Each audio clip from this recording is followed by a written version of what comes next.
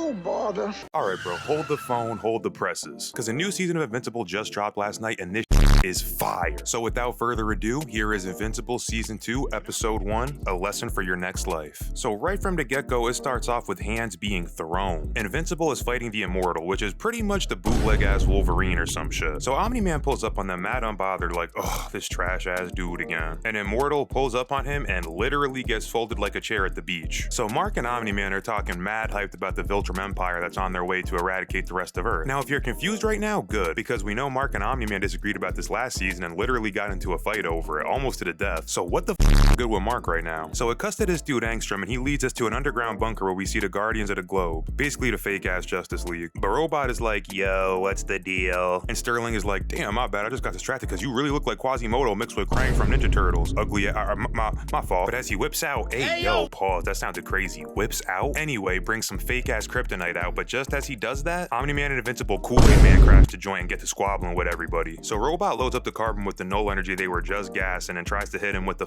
hollow purple like he's Gojo or something. But I'm not gonna lie, that shit does absolutely no damage. Didn't even crack one plate. Omni-Man packs up Robot inside of a Swisher suite and keeps it pushing. Even Invincible are fighting, but Invincible closes the gap. And then this dude Mark cracks her neck on some IG chiropractor shit. But he didn't even kill her, he paralyzed her, essentially keeping her as a vegetable so he doesn't have to kill her. I don't know what Kool-Aid Omni-Man got Invincible drinking, but damn, 2 Kool-Aid jokes in one? Alright, my fault. So they pull up on the Resistance getting ready to squad wipe them, but Angstrom disappears in some Rick and Morty ass portal. So after it cuts to black like the end of The Sopranos, we see Mark flying around doing what we thought we were gonna see him doing. Fighting crime, battling supervillains, but it cuts to the prison and we see the Mauler twins. And just as luck would have it, the Rick and Morty ass portals pop up in their cells. Turns out they've been brought to another dimension by Angstrom, but this is a different Angstrom than earlier. So he has the power to open portals between dimensions. And then he pretty much extorts the twins into helping him make a machine that can work with his powers. Kinda like Suge Knight or the Lin Kuei. But anyway, back at the city, it's being attacked by this giant Cyclops who's a little bit shouty but shouty if you catch my drift. Shout but shout it, shout but shout it. So the Walmart ass Justice League is trying to save the city, but their performance is not that convincing. So cut to Angstrom and the Extortion twins. They're explaining that they can help make the machine, but no more free Randy. Killed it, man. Angstrom explains that there are an infinite amount of dimensions, most of which Invincible teams up with Omni-Man when he's going to betray the Earth, which is what we saw earlier. Apparently his agenda is to save humanity across dimensions with the knowledge acquired through the verses, but he takes them into the next room, which is literally like a Angstrom citadel. I told you this shit was like Rick and Morty. Hey yo, where that dude Miguel at? He owe me $20. Alright, my fault, let me chill. So he wants to upload all of their knowledge into his brain with the machine the twins are gonna make. In exchange, the twins can get whatever dimension they want of their own. So back at the Guardians base, pause on that, Cecil is cutting into them for being trash and overall whack as hell. So he reveals that they brought back the Immortal once again so he can lead the team. Hey, kids, it's me.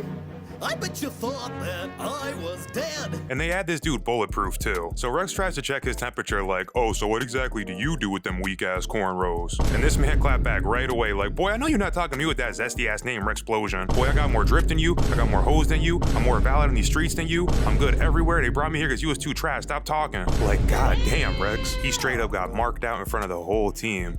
Me personally, I wouldn't take this level of disrespect.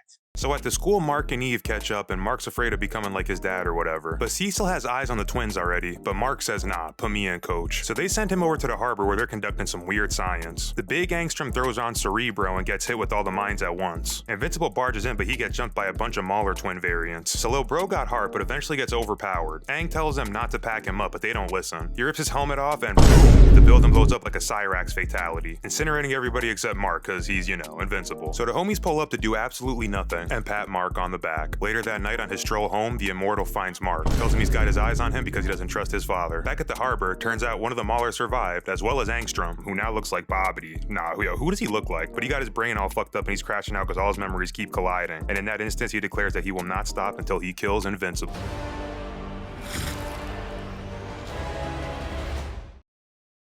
Overall, this episode was fucking fuego. Like, I can't wait to see what they're gonna do with all the dimension hopping stuff. I know all of the multiverse shit is kind of like a meme at this point, but I wasn't expecting to see it in Invincible. Also, pretty crazy power for a villain to have. I think I'm most hyped to see Battle Beast. If you don't know about Battle Beast, you will. This new dynamic with Immortal being around is gonna make things very interesting. And it seems like he's gonna be important, because they definitely wouldn't bring him back just to kill him off like a 4th time already. Invincible is back, ladies and gentlemen, and I'm ready for the fades, I'm ready for the villains, I'm I'm ready for the powers, and I'm ready to watch and talk about a show that has a dark take on superheroes that I actually enjoy.